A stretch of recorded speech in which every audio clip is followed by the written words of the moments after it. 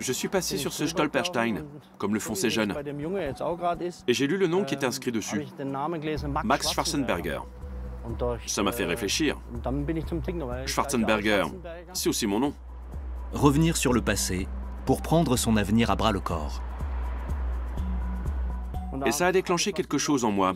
Je me suis dit, il faut absolument que je creuse le sujet. Parce qu'ici, à Augsbourg, les Schwarzenberger sont tous des Yéniches. Les Yéniches. Depuis des siècles, ce groupe ethnique d'Europe, auquel appartient Reynaldo, endure les discriminations. Et désormais, c'est leur mode de vie qui est menacé. Ils veulent se débarrasser de nous. Quand quelqu'un meurt, personne n'a le droit de prendre son emplacement. Et les enfants doivent partir. Ils ne peuvent pas rester ici. Aujourd'hui, ces gens du voyage se mettent en ordre de marche. Leur revendication, être enfin reconnus comme une minorité.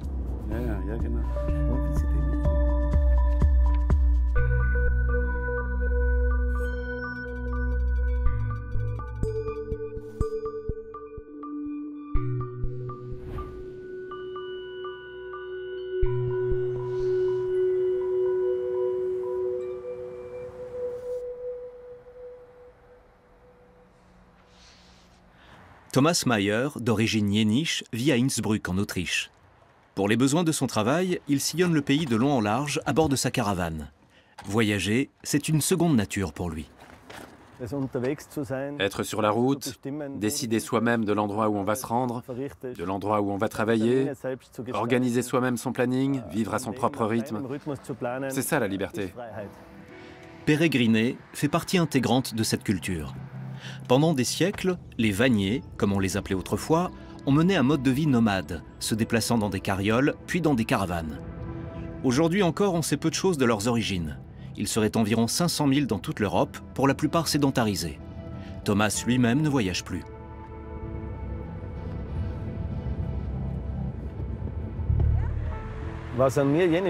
Ce qui fait de moi un yéniche, je n'ai jamais été salarié et j'ai toujours été mon propre patron.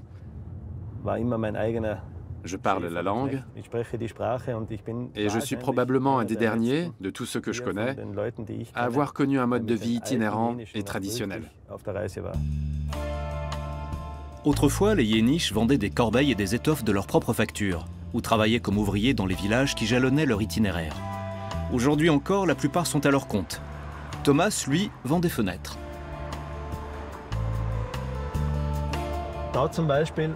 Là, par exemple, je suis tenté d'aller frapper à cette porte, pour la bonne et simple raison que les fenêtres paraissent anciennes. Je le vois d'ici, ce sont des fenêtres qui datent du début ou du milieu des années 80. Elles sont en bois et il faut absolument les remplacer. Quand je vois quelque chose d'aussi flagrant, je tente ma chance. Voilà plus de 30 ans que Thomas exerce cette profession. Il a sa propre entreprise et son carnet de commandes ne désemplit pas.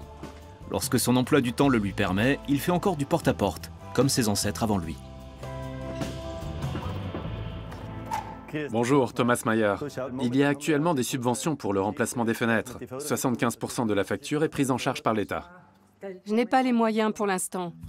Cela ne marche pas à tous les coups, mais il en faut plus pour décourager Thomas. Bonjour, vous auriez quelques minutes à m'accorder? Pas de problème, merci beaucoup. Bonne journée. Le démarchage nécessite de la patience et une certaine capacité d'écoute. Elles ont fleuri parce qu'elles sont protégées par le toit. C'est vrai, elles sont un peu abritées. Et la maison émet de la chaleur. Tout à fait. Et à ce propos, Mon mari et moi, on a construit cette maison de A à Z. bravo. Moi, je ne sais rien faire d'autre, alors je vends des fenêtres. Je vous souhaite une bonne journée et gardez la santé. Merci. Au revoir. Au revoir. Thomas a le contact facile. Il faut dire qu'il a été à bonne école. Mon père était dans le commerce de voitures d'occasion. Et ma mère vendait du linge de lit dans les hôtels et les lieux de tourisme. Globalement, les Yéniches sont assez doués pour le porte-à-porte et le démarchage. Outre le Tyrol, ce peuple est présent en Alsace, en Lorraine, ainsi que dans le sud de la Belgique et de l'Allemagne. La petite ville bavaroise d'Ischenhausen, en Allemagne, accueille une importante communauté yéniche. C'est ici que vit Reynaldo Schwarzenberger avec 900 autres membres de la même ethnie. Reynaldo et son ami Robin installent des plots sur le terrain du club de foot Yeniche en vue d'une partie de bocce, un jeu populaire pratiqué depuis des siècles par les leurs. Je propose qu'on mette un cône ici, un autre là, et encore un là-bas. Les deux hommes communiquent en Yeniche. 3, 4. Une langue qui s'est formée au fil des pérégrinations, notamment au contact d'autres minorités comme les Sintés, les Roms et les Juifs. Les distances doivent être mesurées de manière très précise. Je me suis trompé. Je mesure les distances pour que tout le monde ait les mêmes chances. Si elles ne sont pas parfaitement égales, ça va créer des problèmes. Ce sont les règles officielles et internationales. C'est pareil partout. Exactement. Donc, 1, 2, 3, 4. Ce week-end, ils sont venus des 4 coins du pays pour fêter le début de l'automne, la plupart en mobil-home. Ça permet de souder la communauté, de consolider notre culture. C'est une occasion de parler notre langue et ça renforce le sentiment d'appartenance. Le bocce est très proche de la pétanque, à un détail près. Ce ne sont pas des boules qui sont lancées, mais des pierres plates, celles que les nomades ramassaient autrefois au bord des chemins. Tu veux que j'en fasse une? Donne-moi le marteau. Si tu casses le coin, tu peux la prendre comme ça. Tu as vu comme je la tiens? Et ensuite, tu peux la lancer. Comme ça. C'est bon comme ça? Tu frappes trop au centre. Elle va se casser. Je te l'avais dit. Je vais le faire. Rappelez-moi, ça fait combien de temps que vous jouez? Certains ne savent plus casser une pierre correctement. Or, ces traditions font partie de notre identité. À travers le jeu, c'est toute une culture qui se perpétue. Avant de commencer, les équipes sont tirées au sort. Écoutez bien, la première équipe se composera de l'autre derrière, qui a toujours quelque chose à redire, de moi-même, d'Edelbert et de Manfred.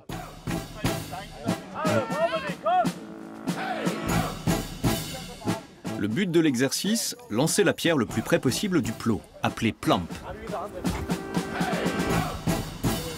Ah zut! C'est un jeu traditionnel qu'on pratiquait sur la route. Je viens d'une famille nombreuse, on était 8 enfants, et on se retrouvait pour jouer. Chacun cherchait sa pierre, on la taillait, et on commençait la partie.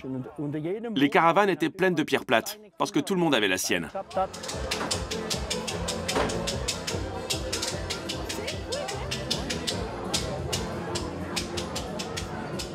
L'épouse et la fille de Reynaldo sont de la partie, mais préfèrent rester en retrait. Les Yeniches ont un modèle sociétal très conservateur. Autrefois, Reynaldo prenait la route tous les étés avec sa famille. Pour Vivienne, 17 ans, c'est un bon souvenir. J'adorais ces moments, parce que j'avais tous mes amis avec moi. La sédentarité, je trouve ça très barbant. Dès qu'il fait beau, j'aime bien vivre à l'extérieur, et ça me manque.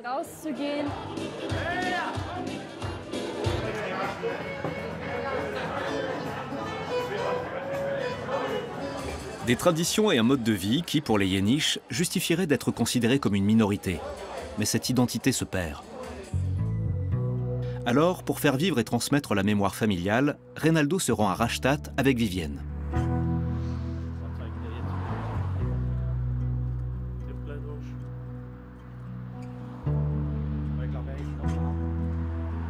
C'est ici que vivent ses parents. Seppel, son beau-père, exerce encore un métier traditionnellement yéniche à l'âge de 79 ans, rémouleur.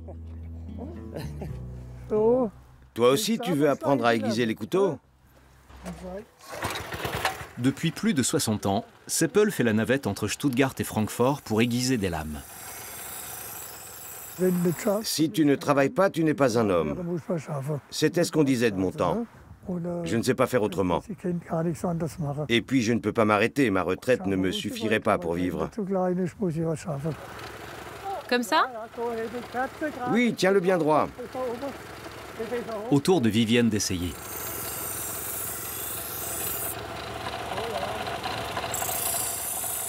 Ces activités, dont les Yeniches ont fait leur spécialité, sont en voie de disparition, tout comme la tradition du commerce itinérant.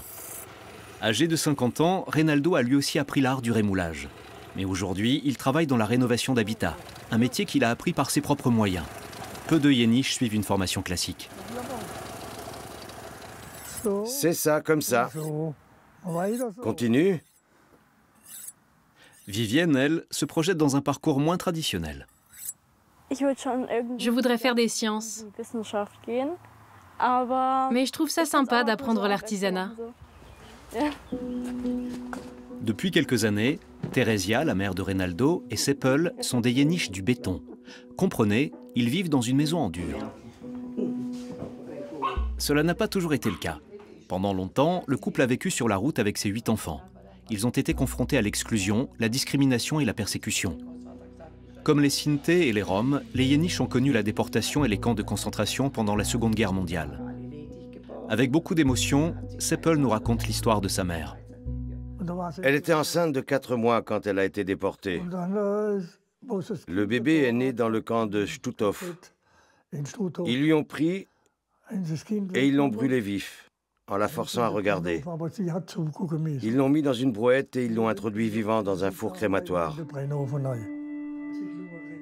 Le Troisième Reich s'est efforcé d'éradiquer ces populations jugées marginales et réfractaires au travail.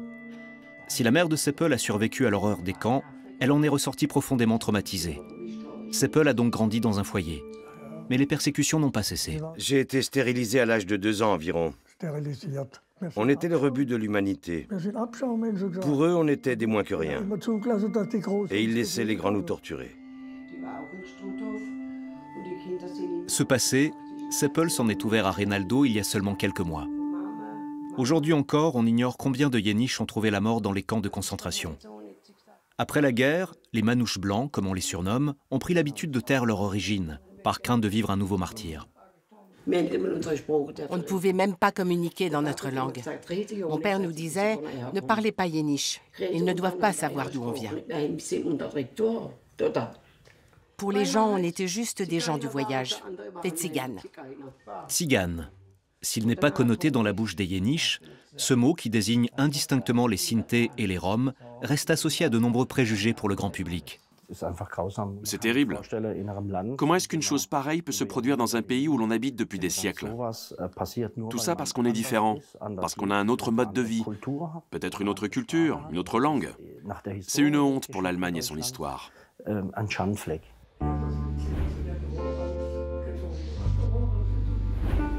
Retour à Innsbruck. Thomas Mayer a lui aussi perdu des parents sous le Troisième Reich. Salut Michael. Avec l'association Initiative Minderheiten Tirol, qui œuvre pour le vivre ensemble des minorités et de la majorité, il cherche à en savoir plus sur l'histoire de sa famille. Et voilà tous nos trésors. J'ai hâte de voir ça. Michael Haupt, son directeur, a créé un fonds d'archives yéniche dans les locaux de l'association. Une mine d'or pour qui cherche à éclairer son passé. Ce sont 2 frères de mon père. Lui, c'est Alois Mayer, né en 1922, et lui, Franz Mayer, né en 1919. D'après ce que m'a raconté mon père, ils ont été dénoncés et fusillés pour désertion 17 jours avant la fin de la guerre, avant l'arrivée des Américains. Tu sais si c'est à Innsbruck qu'ils ont été assassinés? A priori, oui. Michael promet d'approfondir les recherches. Le destin des Yéniches, un sujet sur lequel on s'est peu penché en Autriche. Si on prend le Tyrol, ce serait important que ça figure dans les livres d'histoire. Les siècles de discrimination, de persécution, l'extermination dans les camps de concentration, ce serait un hommage posthume et une reconnaissance. Car les Yéniches font partie de l'histoire de cette région. Ils jouaient notamment un rôle important dans l'approvisionnement des villages reculés. Encore un trésor? Oui. Regarde ça. C'est dingue. Les licences? C'est ça. Pour le commerce ambulant. Longtemps, leur production artisanale et leurs marchandises ont été très appréciées de la population locale. Avant, c'était les seuls qui allaient dans les vallées et les villages isolés. Et les gens étaient bien contents de les voir arriver. Les Yéniches étaient les bienvenus quand ils apportaient de quoi vivre, mais beaucoup moins quand ils voulaient s'installer quelque part.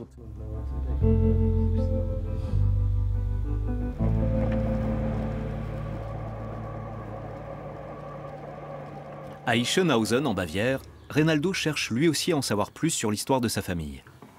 Sur un site d'archives consacré aux victimes du Troisième Reich, il retrouve son grand-oncle et son arrière-grand-père. Au total, 6 membres de sa famille sont morts pendant cette période.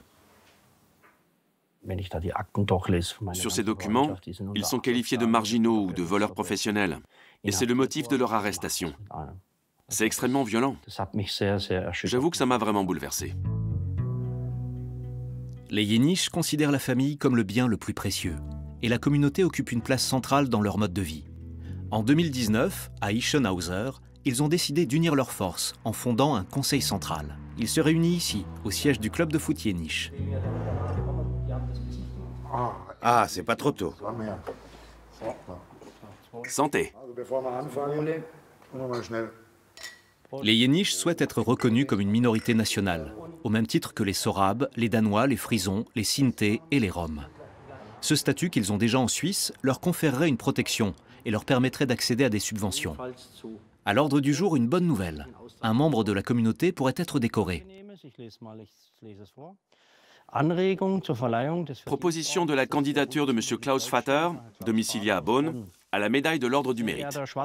Cher Monsieur Schwarzenberger, il a été proposé de décerner la médaille de l'Ordre du Mérite de la République fédérale d'Allemagne à M. Vater pour son engagement social. C'est quelque chose de très positif. C'est un pas dans la bonne direction. Reynaldo et les membres du conseil ne comptent pas leurs heures. Mais l'argent et les ressources manquent. Tous les jours, on reçoit des appels des membres de la communauté qui veulent apprendre notre langue, retrouver un membre de leur famille. Et dans ce pays, on ne bénéficie d'aucun soutien, alors qu'on en aurait bien besoin.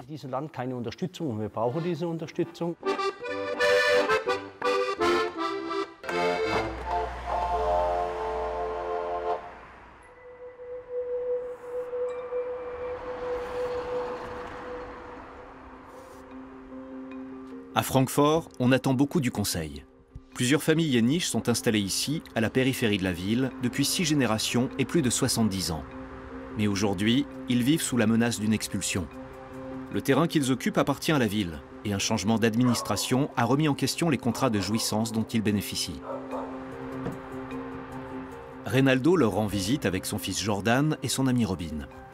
Salut tout le monde! Ici, on s'inquiète pour l'avenir. Non seulement on ne sait pas si l'on pourra rester, mais il est désormais interdit d'installer de nouveaux mobil-homes ou de nouvelles caravanes. Mon mari et moi, on a un enfant et on doit dormir sur le canapé, alors qu'on a tous les deux des rhumatismes. C'est pas une vie. On voudrait avoir plus de place, mais... C'est interdit? Oui. Ils nous ont dit qu'on aurait des nouvelles en février ou en mars.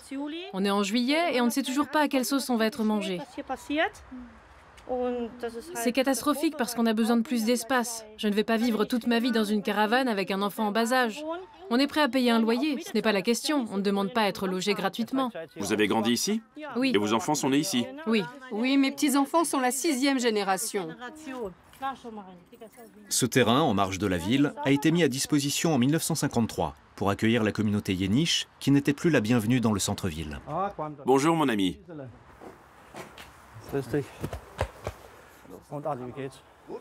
Adi Fletterer est ferrailleur. Sa famille vit ici depuis 4 générations. Mon fils habite ici. Avant, il vivait plus bas, dans la rue. Je ne savais pas où le mettre, alors je l'ai installé ici. Mon autre fils cherche aussi à s'installer. Il a une copine et il voudrait fonder une famille. Alors j'ai rajouté une caravane. Adi n'a pas d'autorisation pour cela, mais il ne veut pas que la famille soit séparée. Ses grands-parents déjà vivaient ici. Ça fait 70 ans qu'on se bat. Ils ont toujours cherché à se débarrasser de nous. Ils nous ont mis des bâtons dans les roues pour qu'on parte de nous-mêmes. Mais ce qu'ils ne savent pas, c'est qu'on est têtus. Et on a réussi à aménager le terrain pour pouvoir y vivre. Vous avez fait de nécessité vertu, comme on dit. Exactement. Vous avez été chassé du centre-ville pendant et après la guerre. En quelque sorte, c'est Un ghetto? Oui, on a créé un ghetto. C'est ça. Mes parents et mes grands-parents ont été déplacés ici, comme les autres familles. Et maintenant, on veut encore nous déplacer. On veut nous chasser de notre terre natale. Exactement. Plus de 900 personnes vivaient ici. Aujourd'hui, il n'y en a plus que 80. Pour prévenir de nouvelles installations, la ville a installé des arceaux. Avant, c'était des emplacements? Oui, et ils étaient tous occupés. Tout ce terrain, tout ce qui est délimité par ces arceaux aujourd'hui était habité. Imaginez-vous, sur cette parcelle, il y avait 3 familles. La ville promet des contrats de location permanents pour tous. Adi, lui, est persuadé que les pouvoirs publics cherchent une fois de plus à chasser les Yéniches. On ne peut pas vivre comme ça.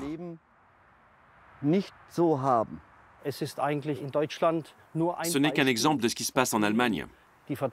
Les Yéniches se font chasser de leur terre natale. On n'est pas reconnu comme une minorité ethnique. Et on veut vraiment pouvoir se projeter dans ce pays. Nous expulser de ces terrains, c'est nier notre droit à exister. Parce que ce mode de vie, c'est notre culture.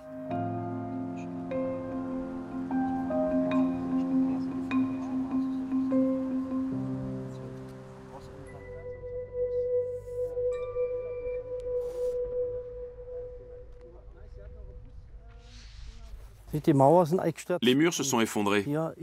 Ça, c'est le bâtiment principal. Le camp de concentration d'Auschwitz-Birkenau. Reynaldo et son épouse sont invités à la cérémonie de commémoration de l'Holocauste des Sinti et des Roms. C'est bouleversant. On sait ce qui s'est passé dans ces camps de concentration. Et aujourd'hui, on continue de maltraiter certaines minorités. Ça me touche d'autant plus que ça concerne les miens.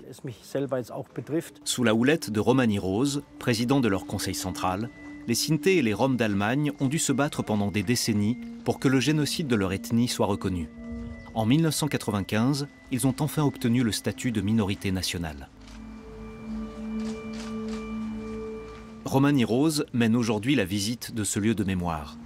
Parmi ses invités, Manuela Schwesig, présidente du Bundesrat, qui vient ici pour la première fois. Visiblement émue, elle rend hommage aux Sinti et aux Roms victimes du nazisme. Mais pas seulement. Des Yéniches ont également été assassinés en ces lieux. Un train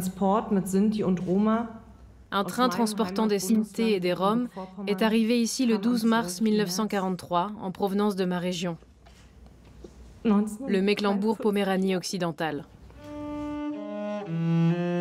Cette simple mention du groupe ethnique constitue un pas, certes minime, mais important, vers la reconnaissance. Lors d'une précédente rencontre, Reynaldo a déjà eu l'occasion d'évoquer le sort de son peuple avec Manuela Schwesig. Il en profite pour engager une nouvelle fois la conversation avec elle. Madame Schwesig, j'aimerais vous remercier encore une fois. Vos discours sont de véritables bénédictions. Je vous remercie sincèrement. Ça fait chaud au cœur de voir que l'on pense aux Yéniches. Parce qu'il y a aussi beaucoup de Yéniches qui sont morts ici. Merci à vous d'avoir porté ce sujet à mon attention. C'est ce qui m'a permis de les mentionner dans mon discours. Restez le plus longtemps possible à nos côtés, madame. De préférence toujours. Il a fallu beaucoup de temps pour que la souffrance des Sinti et des Roms soit reconnue. Et on sait peu de choses sur les Yéniches. Alors je suis très reconnaissante au Conseil central pour tout ce qu'il fait. Moi aussi, j'ai appris quelque chose. Manuela Schwesig promet d'œuvrer pour une plus grande visibilité des Yéniches, mais ne se prononce pas sur la question de leur reconnaissance en tant que minorité nationale. Pour Reynaldo, c'est tout de même une victoire. Je voulais vous remercier pour l'invitation et pour cette magnifique cérémonie. Je sais que c'est beaucoup de stress, alors je ne voulais pas vous accaparer. Romani Rose encourage lui aussi Reynaldo à ne pas baisser les bras. Quand un groupe a sa propre langue, sa propre musique, sa propre poésie, sa propre histoire, alors le gouvernement se doit d'en prendre acte et d'ouvrir le débat. Conseil central des Yéniches. Grâce à son engagement, Romani Rose a réussi à obtenir que l'Allemagne s'intéresse au génocide des Sinti et des Roms. Reynaldo espère marcher dans ses pas. C'est un modèle pour moi. Sa manière de s'adresser aux gens, de discuter avec les acteurs politiques, de diriger le Conseil central, il a une grande avance sur nous. Et c'est aussi ce que nous, les Yéniches, nous cherchons à atteindre, notamment sur le plan politique. Dans cette optique, Reinaldo se rend régulièrement à Berlin. C'est aujourd'hui au Bundestag qu'il entend plaider la cause de son peuple. Et pour cela, il est accompagné de Klaus Vater, également d'origine yéniche. Depuis des années, l'ancien porte-parole adjoint du gouvernement allemand soutient le Conseil central dans son combat. En signe de gratitude, Reinaldo a proposé sa candidature à la médaille de l'Ordre du Mérite. Le problème, c'est que le Bundestag ne considère pas les Yéniches comme un peuple à part entière, avec sa langue et sa culture. Ce n'est pas normal. Il y a eu trop de victimes. Et cela fait trop longtemps que nous réclamons une reconnaissance. C'est la raison pour laquelle nous sommes là. Une revendication desservie par le rapport d'une commission scientifique du Bundestag, selon lequel il n'existe pas de langue yéniche à proprement parler, condition sine qua non de la reconnaissance d'une minorité nationale. Bonjour. Bonjour, Madame Pao. Je ne vous serre pas la main, je suis un peu enrhumée. Entrez. Klaus Vater et Reinaldo ont rendez-vous avec Petra Pau, députée de gauche et vice-présidente du Bundestag. On a ici une expertise sur la langue yéniche. Je vous en laisse un exemplaire pour que vous puissiez en prendre connaissance. Selon la contre-expertise commandée par le Conseil des Yéniches, le yéniche constitue bel et bien un idiome. Petra Pau, qui œuvre depuis longtemps pour la reconnaissance des yéniches, entend soumettre ce point au Parlement. L'évolution de notre société et les menaces qui pèsent sur la démocratie m'inquiètent beaucoup. Et ce sont les minorités ou les minorités présumées qui sont en première ligne. Alors imaginez pour les Yéniches, qui n'ont même pas encore le statut de minorité. Mais le processus est long, trop long. Ce n'est pas une question de travail. Le problème, c'est qu'on est une association de bénévoles. On n'est adossé à aucune organisation. On va y arriver ensemble. Et on va s'appuyer sur l'expérience des autres minorités. Le fait que vous vous soyez rapprochés des représentants des autres minorités, c'est un énorme plus. Je pense que ça va aller vite maintenant.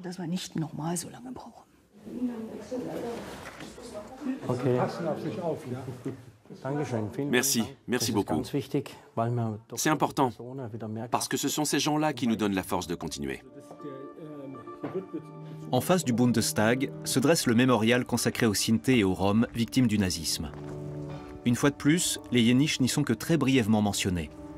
Mais Reinaldo refuse le fatalisme.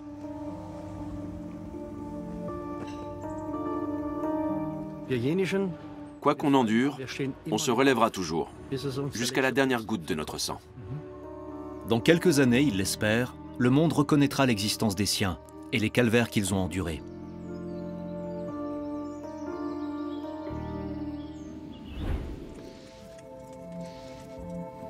Ce qu'il reste de la culture yéniche aujourd'hui, pour Thomas Mayer, c'est une certaine cohésion, une certaine idée de la liberté et en fin de compte, un mode de vie.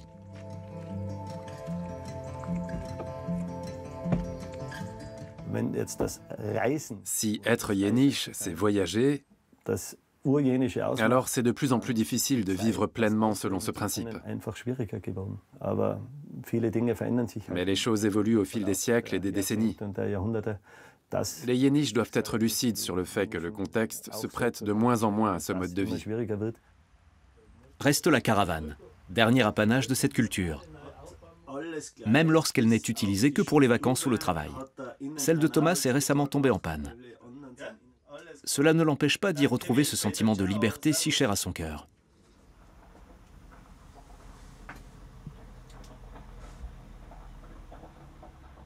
Ce que je préfère, c'est le moment où j'ouvre la porte au petit matin. Vous êtes dans un lieu que vous ne connaissez pas, loin de chez vous, vous vous levez et la journée vous appartient. Ouvrir la porte et se retrouver dans un nouvel environnement, c'est une sensation unique. Les Yéniches se mettent en mouvement. Ils se dirigent vers un avenir où ils ne vivront plus en marge de la société, mais en seront des acteurs à part entière.